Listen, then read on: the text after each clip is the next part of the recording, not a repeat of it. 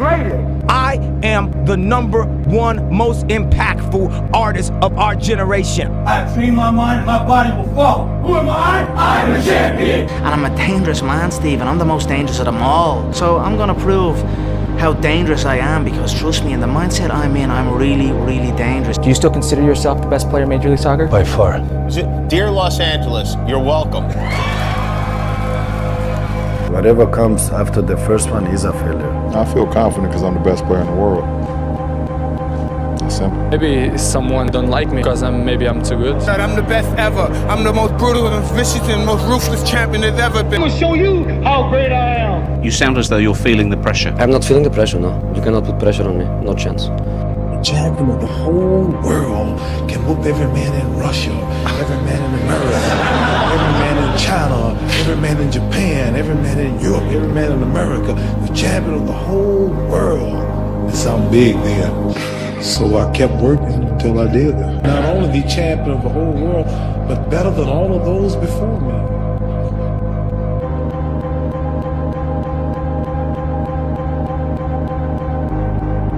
So that's your idea of success, huh? I think being the greatest musician of the 20th century is anybody's idea of success. I want to be great. And you're not. I want to be one of the greats. I'm the best player in the world. Brian in his prime, Brian in his prime, D-Wade in his prime, Melo. That's a good start. I don't think I lose. Oh, he is a specialist in fail. I'm not. And I am afraid of fail is because I don't fail many times. 7 Super Bowls, 5 Super Bowl MVPs, and 3 NFL MVPs. There's only one GOAT. So who's the best player in the world ever? Me. Not just this year, but always. I'm always the best. I'm always going to say that because I think we have to thinking we are the best in our area. So in my area, I think I'm the best. Let's face it, it's you against you out there. When you walk on that court, you have to think, I am the best guy out there. I don't care if LeBron's playing.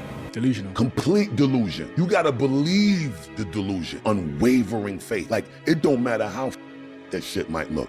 It don't matter how much it feel like it ain't gonna work. Because it's only delusional until it works. So is it really delusional? You have to want it. If you want to be great, you want to be the best motherfucker ever at what you do, you can be misunderstood by everybody. That's what it takes.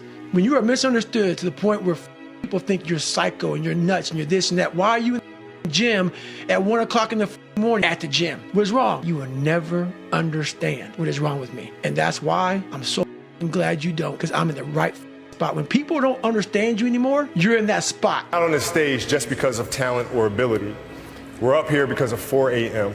We're up here because of 2-a-days or 5-a-days. We're up here because we had a dream and let nothing stand in our way. It's hard when you're young to wake up in the off season at 6 a.m. to go train and work out, knowing that all your friends are sleeping in and eating pancakes.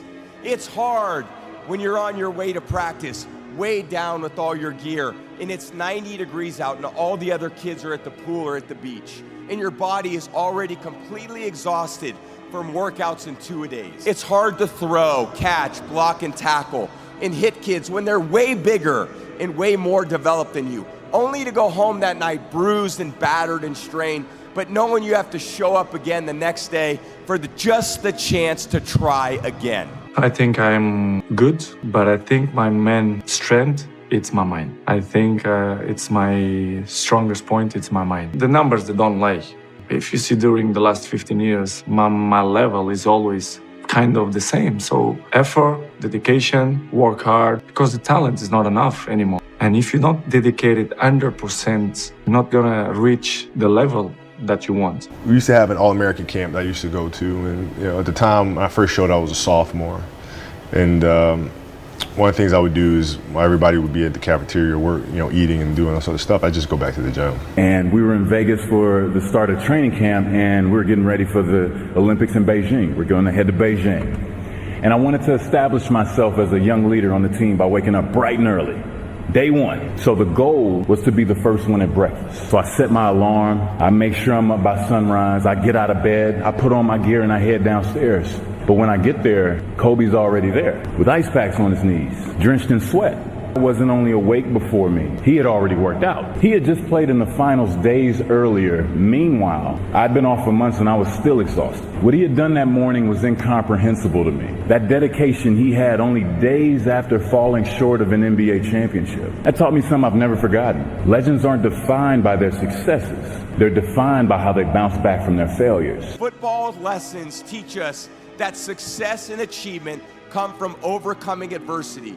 To be successful at anything, the truth is you don't have to be special. You just have to be what most people aren't. Consistent, determined, and willing to work for it.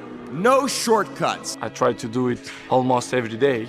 This is why I'm in a top level many years. Because I do it extra outside the pitch. When I'm 12 years old, most of the people told me, Cristiano, you are a very good talent player, but you are very skinny, very slim. And I put it in my mind, the body we can improve. We can improve. You got gym, dedication and hard work, you can improve. So I'm improving myself. There's enough people that are telling us we can't do it, that we're not good enough. Why do we want to tell ourselves that? We know for a fact that thoughts influence actions. Muhammad Ali, what was his self-affirmation? I am the greatest. Who else is going to tell you? Like, to me, the mentality is a really simple one. In the sense that the confidence comes from preparation. So when the game's on the line, I'm not asking myself to do something that I haven't done thousands of times before. The easiest way to build self-confidence. There's no magic button. I can't say, hey, this plane is going down. Who can fly it? Put your hand up. I can. I'm confident. Repetition, repetition, repetition. The problem with repetition is, how many of us bail after the first bit of failure? K. Rowling should be on that video. You know how many publishers she took her Harry Potter book to? I believe the number was 12 or 13. I'm pretty confident, but after 2 or 3 no's, I'd be like, dang it. After 6 or 7, I'm like, maybe not. Definitely after 9 or 10, I'd be looking to be a soccer coach or something else beside an author, right? 12 times somebody said no. But practice, practice, practice, and do not accept failure. Maybe it shouldn't be repetition. Maybe the answer should be persistence. I am the captain of my ship and the master of my fate. If I don't say it, if I don't believe it, no one else will. If anything tried to bring us down, we used it to make us stronger. Rest at the end, not in the middle. Next dream is to be honored one day for inspiring the next generation of athletes to have a dream, sacrifice for it, and never ever rest in the middle. The definition of greatness is to inspire the people next to you. I think that's what greatness is or should be. It's not something that lives and dies with one person. It's how can you inspire a person to then in turn inspire another person that then inspires another person. And that's how you create something that I think lasts forever. What can I say? Mamba out.